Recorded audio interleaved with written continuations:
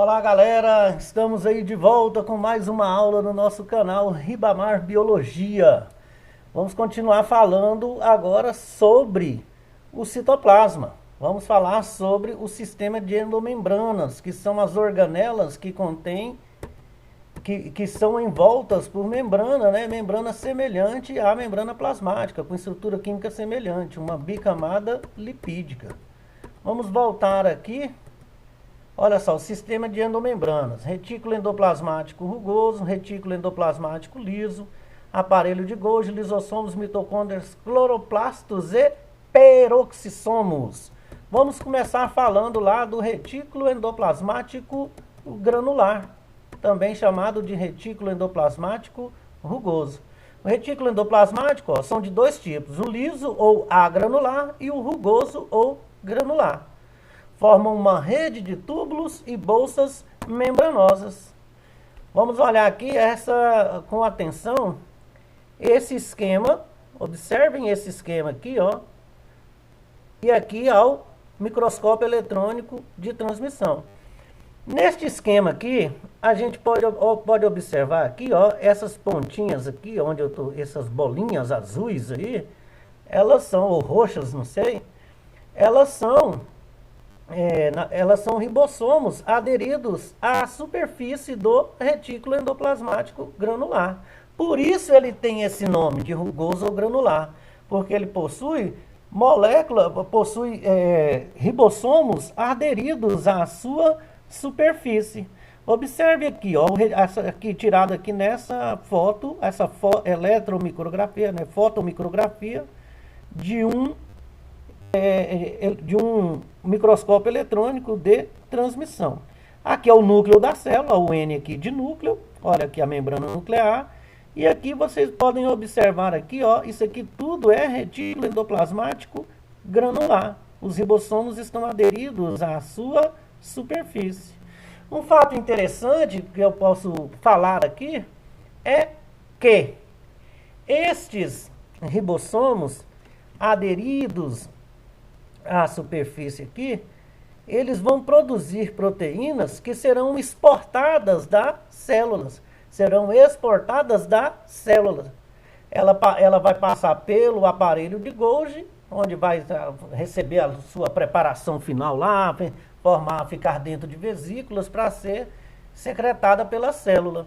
E já os ribossomos, então os ribossomos aderidos à superfície do retículo, eles produzem proteínas que serão exportadas da célula.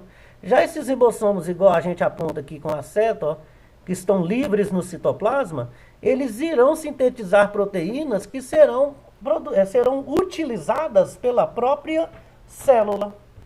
Olha só, retículo endoplasmático rugoso ou granular. Funções: síntese proteica, transporte de substâncias, armazenamento de substâncias e produção de enzimas lisossômicas. Essas enzimas é que irão formar os lisossomos lá a partir do aparelho de Golgi. Enzimas, só lembrando que enzimas são proteínas. As enzimas são proteínas que aceleram a velocidade das reações. Têm função catalítica, são os famosos catalisadores biológicos, mas são proteínas. Apresenta ribossomos aderidos à sua superfície, já foi dito, né? E aparece com maior frequência nas células que produzem as enzimas. Um exemplo é as células do pâncreas. Pâncreas, que é uma glândula que faz parte atua no nosso aparelho digestivo. E também atua produzindo insulina e glucagon, que vão para a corrente sanguínea e irão ajudar a regular a quantidade de açúcar, né, de glicose no sangue. Vamos olhar aqui essa foto tirada ao microscópio eletrônico de transmissão. Olha aqui o núcleo da célula, aqui, ó. Estão vendo aqui a membrana nuclear. E logo após o retículo endoplasmático rugoso, ele está sempre próximo, logo partindo ali do núcleo. Ele parte da carioteca, da membrana nuclear, ó, do envoltório nuclear. Ó, os ribossomos aderidos à superfície. Observe aqui, ó, cisternas do retículo endoplasmático, né? Que são esses espaços entre essas duas paredes, né? Uma luz, um lúmen, né? Olha aqui, São esses espaços. E aqui está a presença de mitocôndrias. Olha só que interessante. A mitocôndria, um professor antigo meu fazia uma analogia com o solado de um tênis. Ó. Uma mitocôndria aqui, outra aqui, outra aqui. Bom, prosseguindo, o retículo endoplasmático, vamos falar agora do retículo endoplasmático liso ou agranular. Observe aqui que ele tem aqui ó, o esquema aqui do núcleo, né, o envoltório nuclear, o retículo endoplasmático rugoso partindo do envoltório nuclear, que também é chamado de membrana nuclear ou carioteca, e aqui as cisternas, o lúmen, né, do retículo, esse aqui sendo o retículo endoplasmático liso.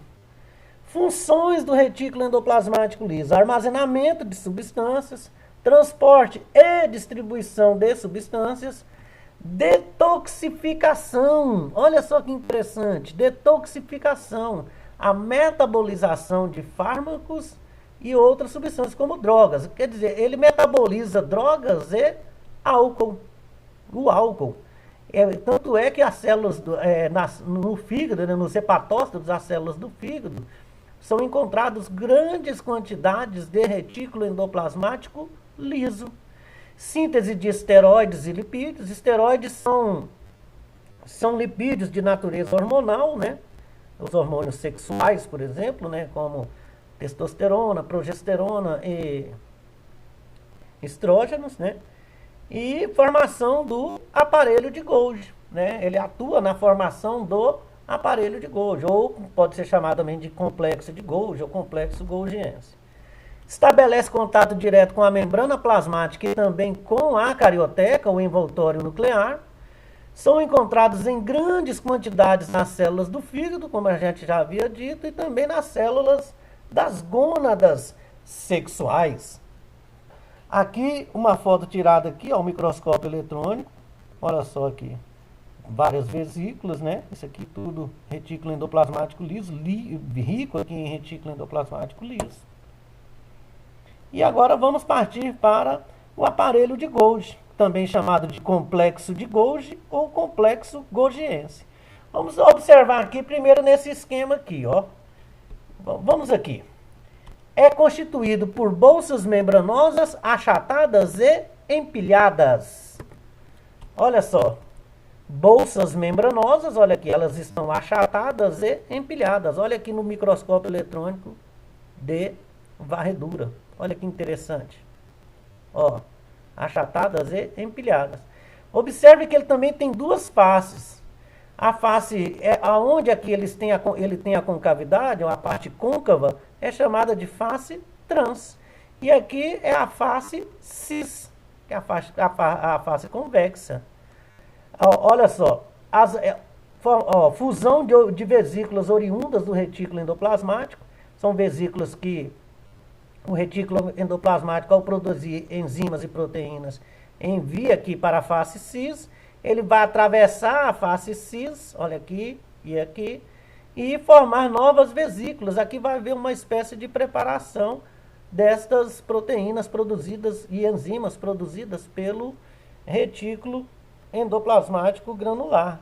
Normalmente ocorre a formação das vesículas de secreção, uma adição de um grupo fosfato, um grupo sulfato, né, que são enxofres, né, grupos sulfatos, ou até mesmo de carboidratos. Enfim, funções do aparelho de Golgi: síntese de carboidratos, secreção e armazenamento de substâncias, formação dos lisossomos. Os lisossomos são formados a partir do complexo de Golgi, ou aparelho de Golgi. Formação do acrossomo, que é uma estrutura que fica lá no espermatozoide, na cabeça do espermatozoide. Nós vamos falar sobre ela agorinha. E a preparação final das proteínas sintetizadas no retículo endoplasmático granular. Essa preparação trai entre aspas, porque é onde eu falei, a formação das vesículas e a adição de substâncias, como sulfatos, fosfatos e carboidratos, enfim, algumas outras substâncias. Essa foto aqui ilustra bem, olha só, aqui é o aparelho, o retículo endoplasmático granular. Ele produz suas enzimas, proteínas e formam vesículas, elas vão partir, vão atravessar a face cis e chegar até a face trans, que é convexa, e aqui elas já vão estar bem preparadas com a adição de substâncias ou simplesmente a formação dessas vesículas de secreção. E essas proteínas serão exportadas da célula, vão atuar em outra parte da célula, como é o caso da insulina e do glucagon, que foram formadas nesse processo aqui no retículo endoplasmático granular, passa pelo aparelho de Golgi, e a insulina e o glucagon, que são proteínas que regulam a quantidade de glicose no sangue, irão ser secretadas para a corrente sanguínea, onde irão realizar a sua atuação, realizar a sua função. Olha só, os acrossomos nos espermatozoides, ó, o que é o acrossomo? É uma vesícula presente na cabeça do espermatozoide, olha aqui, são vesículas, que possuem enzimas que degradam o envoltório celular do óvulo, ou seja, a carioteca lá do óvulo, possibilitando assim o processo de fecundação. Quer dizer, o acrossomo é que permite que o espermatozoide penetre para dentro do óvulo, formando quem? Formando um novo indivíduo, realizando a fecundação e formando um zigoto. E daí o zigoto se desenvolve. Todos nós já fomos o zigoto um dia, né? E agora vamos com os lisossomos. Os lisossomos, eles são essas estruturas aqui que a gente vê no microscópio eletrônico aqui de varredura, né? Ele contém a membrana que o envolve, né? Ele faz parte do sistema de endomembrana. Lembrando sempre que a membrana é semelhante à membrana plasmática em sua estrutura química, é uma bicamada lipídica, ou também chamada de dupla camada de fosfolipídios. E aqui as enzimas hidrolíticas, as enzimas que irão realizar a digestão aqui nos lisossomos. Eles são constituídos por bolsas membranosas que contêm enzimas digestivas. Lembre-se, eles são formados a partir do aparelho de Golgi. Função ou funções: digestão intracitoplasmática, também chamada de intracelular, de duas formas, por heterofagia ou por autofagia. Qual a diferença desses dois processos, heterofagia e autofagia? Na heterofagia, o material a ser digerido é oriundo do meio extracelular, ou seja, não é de dentro da própria célula. Ocorre por fagocitose ou por pinocitose, que esses processos foram explicados nas aulas de membrana plasmática, né? Nas aulas de transporte através de membrana. E já na autofagia, o material a ser digerido é oriundo do meio intracelular, ou seja, da própria célula. Aqui no caso da heterofagia pode ser um vírus, uma bactéria, pode ser qualquer indivíduo. E aqui pode ser restos, uma organela que não vai ser mais utilizada, né? Enfim, pode ser qualquer coisa dessa. Olha só aqui, exemplo, esquema das funções heterofágicas e autofágicas. Olha que interessante. Aqui a função heterofágica pode ser por pinocitose, olha aqui. Vem as partículas, né, de suspensão, geralmente estão envoltas em meio aquoso, e aí forma o pinossomo, que é essa bolsa aqui, e adentra aqui no lisossomo. Aqui no caso da fagocitose, é uma partícula sólida, a célula engloba ela, forma o fagossomo, que é essa vesícula, e ele entra dentro do lisossomo e ele vai ser fagocitado. O lisossomo, quando ele não tem a partícula, quando ele não está realizando a digestão intracelular ainda, ele é chamado de lisossomo primário. A partir do momento que o fagossomo ou o pinossomo ou o vacúolo autofágico aqui, que nós vamos explicar, eles se fundem ao lisossomo, ele vai iniciar o processo de digestão, ele passa a ser chamado de secundário. Então, o lisossomo primário é quando ele não está realizando o processo de digestão intracelular. E é lisossomo secundário quando ele já está realizando o processo de digestão intracelular. E aqui o caso da função autofágica. Olha, uma mitocôndria, ela foi em volta aqui, ela foi englobada, formou um vacúolo, vai para dentro dos lisossomos. Vamos supor que essa mitocôndria aqui ela não seria mais utilizada, já perdeu sua funcionalidade.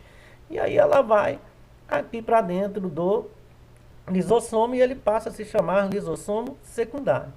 Em todos esses casos aqui, tanto no pinossomo, depois que foi digerido, ou o fagossoma, que foi digerido, ou aqui, através desse vacúolo autofágico, após a digestão, eles serão eliminados das células pelo processo chamado de plasmocitose. Também foi um processo explicado nas aulas de transporte através de membranas.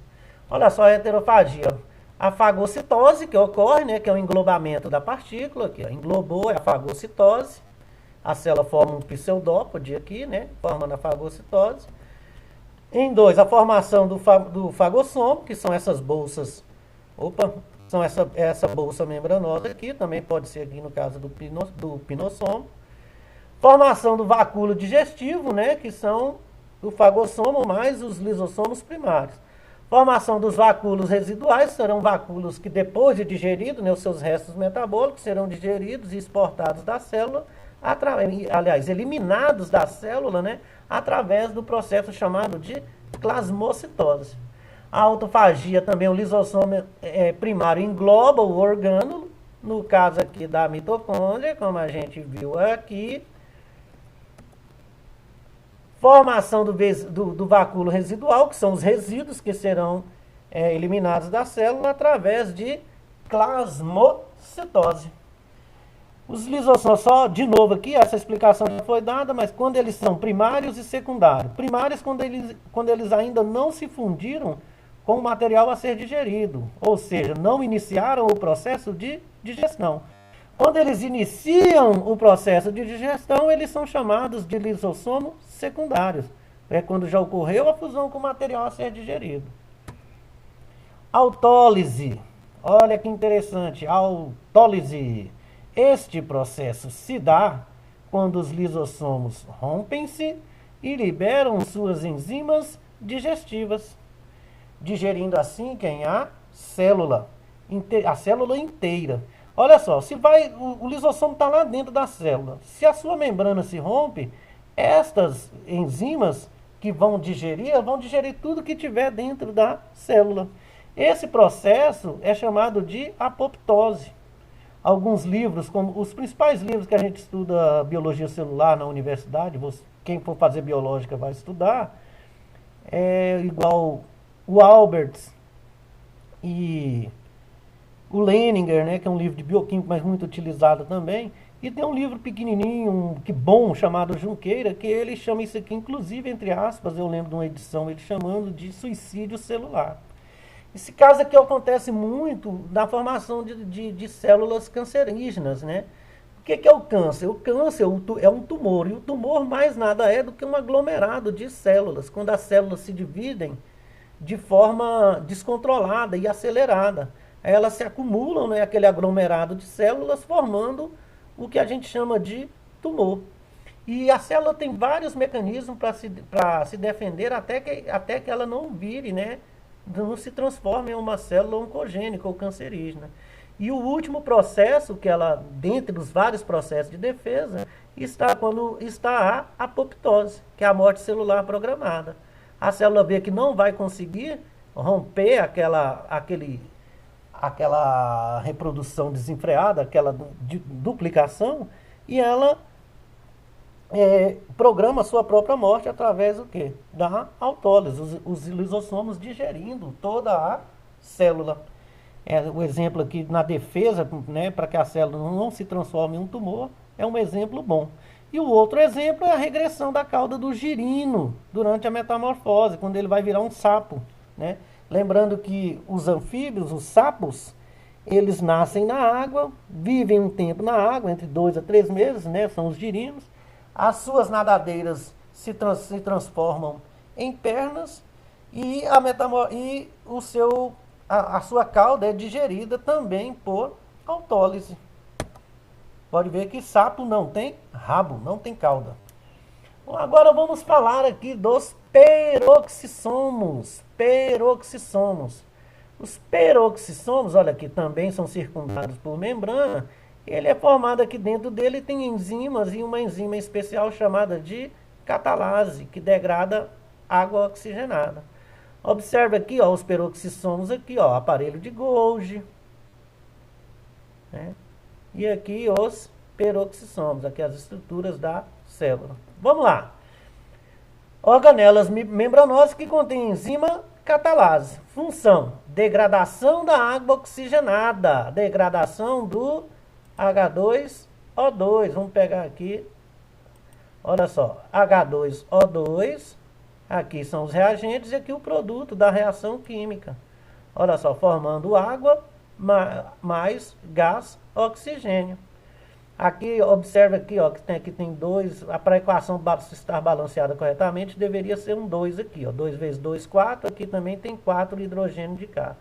2 vezes 2, 4, também tem 4 oxigênio de K. 2 vezes 1, 2, 2 vezes 1, 2. Bom, mas aqui a aula não é de balanceamento de equação, né, mas é só para deixar bem claro como ocorre esse processo. Olha a observação, essas organelas são abundantes nas células do fígado e dos rins, pois oxidam, né, destroem diversas substâncias tóxicas, como o álcool, por exemplo. Além dela produzir, ó, que ela libera, durante a catalase, libera o O2. Já pode ver que em feridas a gente usa água oxigenada, coloca lá dentro da ferida. Aí forma aquelas bolhas. Aquelas bolhas, quando a gente joga a água oxigenada dentro, lá daquelas feridas, um arranhão que a gente tem, que sente borbulhar, que forma aquela espuminha, e aquelas bolhas são bolhas contendo o gás oxigênio. E para que a gente faz isso? Porque ao colocar a água oxigenada lá na ferida, aquelas células ali contêm o peroxissomos e ele vai degradar a água oxigenada em água e o O2. E esse O2, ele vai o quê? Simplesmente ele mata bactérias elimina bactérias anaeróbicas, né, que são bactérias que não sobrevivem na presença do gás oxigênio. Por isso a importância de jogar água oxigenada numa feridinha.